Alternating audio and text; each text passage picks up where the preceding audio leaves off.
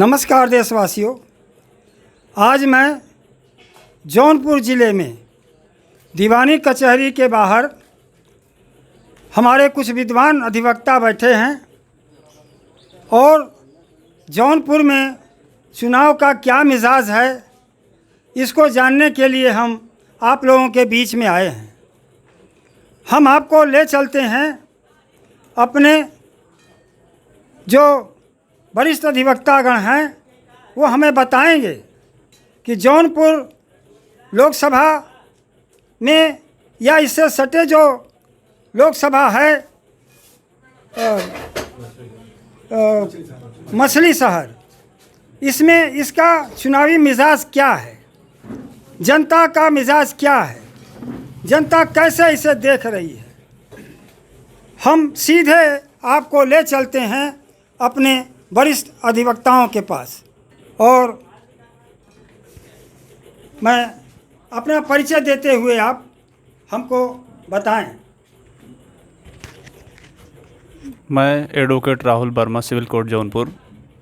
मैं आपको बता देना चाहता हूं कि जिस तरीके से समाजवादी पार्टी का लहर लोकसभा 73 में दौड़ रहा है और उसके साथ साथ जो है मछली शहर विधानसभा में वहाँ में भी दौड़ रहा है, उस तरीके से किसी अन्य पार्टी का जो है बोलबाला और जो है इस तरीके से नहीं दौड़ रहा है। इसलिए क्योंकि हमारे हितों को, हमारे सर्वत्र जितनी भी चीज़ें हैं, हमारे राइट, सब कुछ को जो है देखने का काम अगर कोई करेगा तो जो है समाजवादी पार्टी करेगी। क्योंकि समाजवादी पार्टी के द्वारा ही हमारे संविधान की रक्षा हो सकती है, हमारे समाज की रक्षा हो सकती है।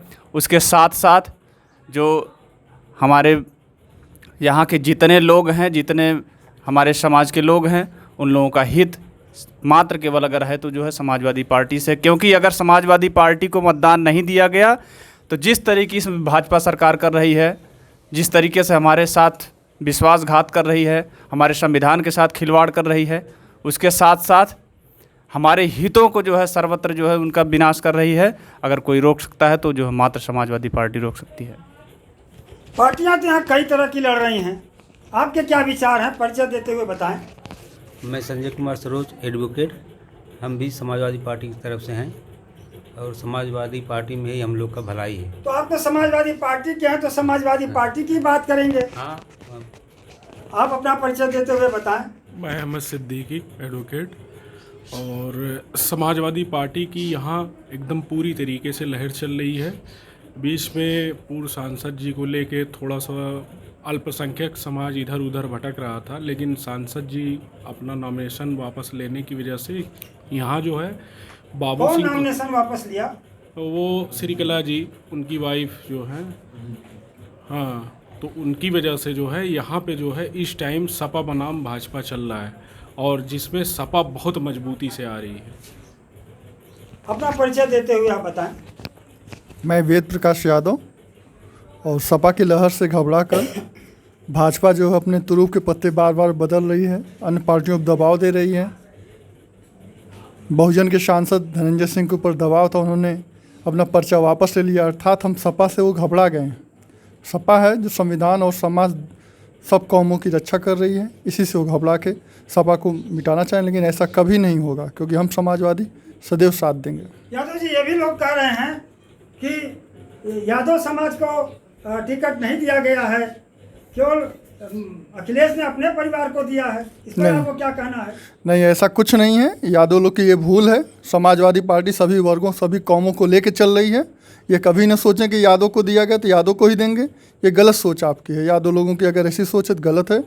सब संविधान सभा को बचाने के लिए अपने अपने तरीके से काम कर रहे हैं, इसीलिए सब कौमों, सब जातियों को सपा सरकार हिस्सेदारी कर रही है। जी, आप अपना परिचय देते हुए बताएं। मैं Arun Kumar Maurya, advocate, civil court Jaunpur, जिलाध्यक्ष लोक एकता पार्टी जौनपुर, जिसके राष्ट्रीय अध्यक्ष हमारे जगन्नाथ प्रसाद कुशवाहा जी हैं।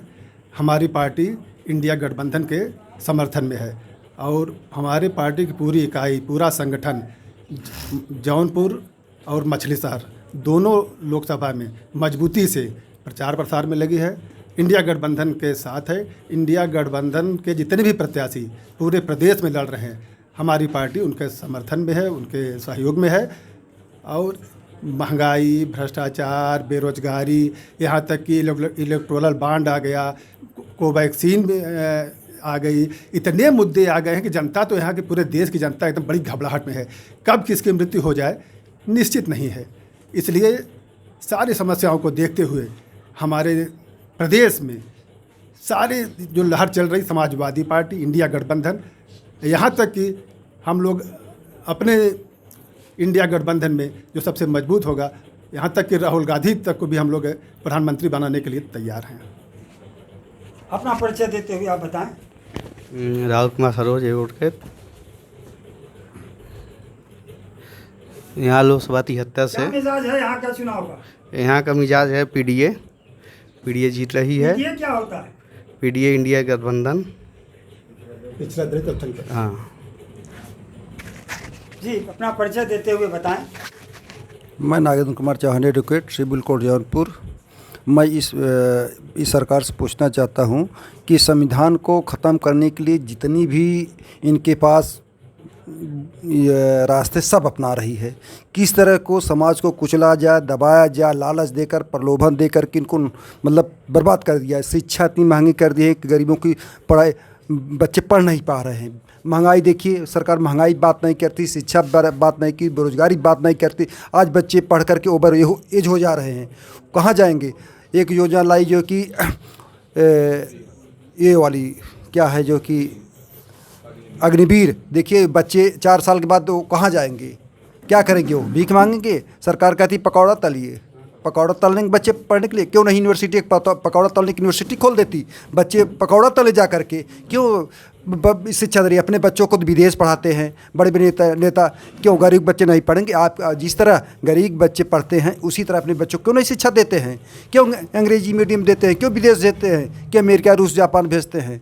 कभी गरीबियों के बारे में सोचा है? अगर कोई सोचता है, कोई अगर चिंतन करता है कोई, एक तो समाजवादी पार्टी है। आज हमारे प्रदेश में इतनी लहर है कि जन जन बोल रहा है समाजवादी पार्टी के लिए, कि आज बच्चा बच्चा बोल रहा है समाजवादी पार्टी है।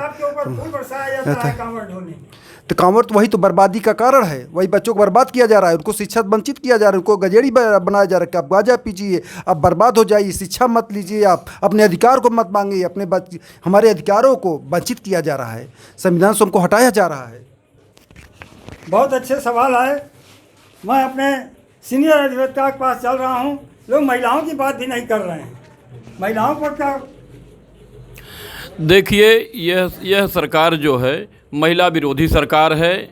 महिलाओं के लिए अभी देख रहे हैं, इन्होंने रोड शो भी किया और जाके सम्मेलन कर रहे हैं। वो रनप्पा जो है कि 3000 से ज़्यादा महिलाओं के साथ रेप किया, उसकी वीडियो जारी हो गई है। इसके बाद इनको शर्म आनी चाहिए कि ऐसे व्यक्ति का प्रचार प्रसार, एक प्रधानमंत्री एक जिम्मेदार पद पे होकर ये जाके ऐसे व्यक्ति का प्रचार कर रहे हैं।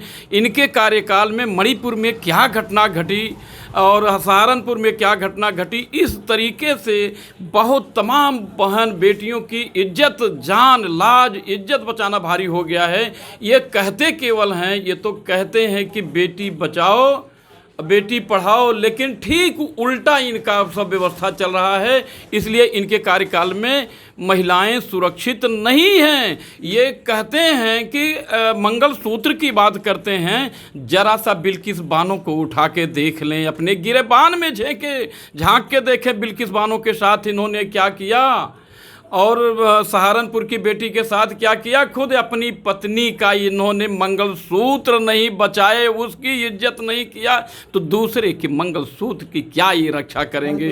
अरे नारी बंधन चला रही है, 33% का आरक्षण उसने दिया है। अरे वह भी ना 33% में थी, जाके आंगनबाड़ी से लेके सारी महिलाएं मुंडन तक करा दी इनके कार्यकाल में। उनको इन्होंने देश से खेद दिया। वो पहलवान बेटियां थी, 1000 बेटियों ने जो है कि उनके साथ रेप हुआ, 100 FIR हुआ और आज तक उसको गलबाहियाँ करके टहरा रहे हैं। उसको क्यों नहीं इन्होंने जेल में भेजा? उसको सर हाथों पे बैठा रहे हैं। 33% आरक्षण नहीं तो 50% बलात्कार करवा दिए, तो बचा क्या है? पुरुष तो जागरूक हो गए। महिलाएं तो इतनी जागरूक नहीं जितना आप जागरूक हैं। नहीं, महिलाएं जागरूक हैं ऐसी बात नहीं है, उनको भी फेसबुक मोबाइल पे सब देख रही हैं, लेकिन उनको फ्रंट नहीं पकड़ाया जाता है। हम लोग उनको उनके मौका अवसर नहीं दिया जाए, अवसर पा जाएं। यही बेटियां मौका पाई थोड़ा सा, जो हमारी पहलवान बेटियां थी उनके साथ क्या किया गया, उनके साथ कितनी लोहे की जो है कि प्लास्टिक की गोलियां बरसाई गई, उनको लाठी से मारा गया, उनको पीटा गया, प्रताड़ित किया गया। तो इससे ज़्यादा और क्या दरिंदगी होगी। आप ऐसी बात कर रहे हैं, क्या महिलाओं में इस तरह की चिंतन है? महिलाओं में इस तरीके के चिंतन है। इस बार महिलाएं सोच चुकी हैं कि अगर मेरा हित है और मेरा संविधान, अगर संविधान है तो महिलाओं का हित है। महिलाओं को संविधान के ही बदौलत बराबरी का दर्जा मिला हुआ है, अन्यथा ये संविधान खत्म हो जाएगा तो फिर ये केवल बच्चा पैदा करने के लिए और चूल्हा चक्की करने के अलावा इनको कुछ नहीं मिलेगा। महिलाएं काहे नहीं, महिलाएं आज जीरो से लेके हीरो तक बन रही हैं, चपरासी से लेकर राष्ट्रपति तक हो रही हैं, प्रधान से लेके जो है कि प्रधानमंत्री तक हो रही है संविधान के बदौलत। संविधान मेरा खतरे में है, संविधान बचाने के लिए महिलाओं ने अपना कदम उठा लिया है और SC ST OBC सारे लोग जाग चुके हैं कि मेरा संविधान खतरे में है। इनका सांसद कहता है, इनका प्रत्याशी कहता है कि 400 पार होगा तो संविधान बदल देंगे। अरे 400 पार करने वाले, संविधान बदलने वाले, तुम होश में आ जाओ, मैं तुम्हें बदलने के लिए ठान लिया है। महिलाएं, पुरुष, युवा, नौजवान, किसान, मजदूर सब ने ठान दिया है कि तुमको खदेड़ के रखेंगे और मेरे संविधान पे अगर आँच आई तो जो हाथ में, जिस हाथ से संविधान मिटेगा उस हाथ से तुम्हारा हाथ कलम कर देंगे। 1950 में संविधान लागू होने के बाद से 131 सांसद दिल्ली के संसद में शेड्यूल कास्ट के बैठे हैं, फिर संविधान कैसे खतरे में है? ये 131 सांसद ऐसे व्यक्ति बैठे आए हैं, उनके मुंह में जबान नहीं है, वो अपने काबिलियत से नहीं गए हैं, वो नजरे इनायत से EVM से जीत के गए हैं, EVM से बनाए गए हैं वो, इसलिए उनके में कुव्वत नहीं है। अगर वे लोग अपनी कुव्वत से जीत के जाएं, उनका अपनी मजबूत व्यवस्था होगी तो वो तुरंत सरकार से हट गए होते और उनको जरा सा भी शर्म नहीं आती है कि उसमें बैठ के ताली बजा रहे हैं। जो जिस दिन संविधान खत्म हो जाएगा वो 131 सांसद लड़के वहां जाने लायक नहीं रहेंगे।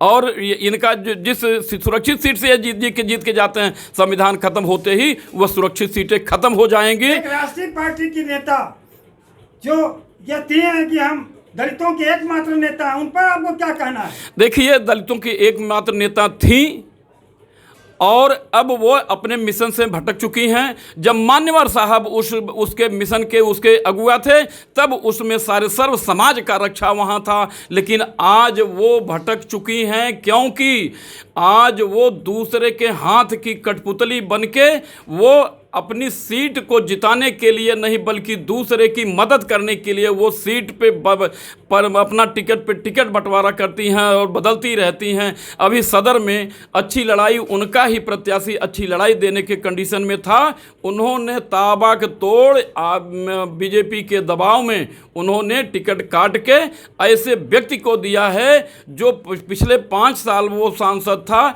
एक ही गली कूचे का एक भी व्यक्ति उसको तो उसकी शकल भी नहीं देखा है। ऐसे व्यक्ति को उन्होंने टिकट दिया। उसको टिकट दिलवाने के लिए और ये बीजेपी वालों ने रणनीति रचा कि वो जाके यादव के गांव में जाएगा, वोट मांगेगा, यादव की वोट क्षतिग्रस्त करेगा ताकि वो उनका बीजेपी का जीत जाएगा। लेकिन मैं आपको बता दूं, दावे के साथ कह रहा हूं, जिस भी अहिराने में ये घुसेंगे, यादव के यहाँ वोट मांगने जाएंगे, यादव खड़ा है 5 साल का।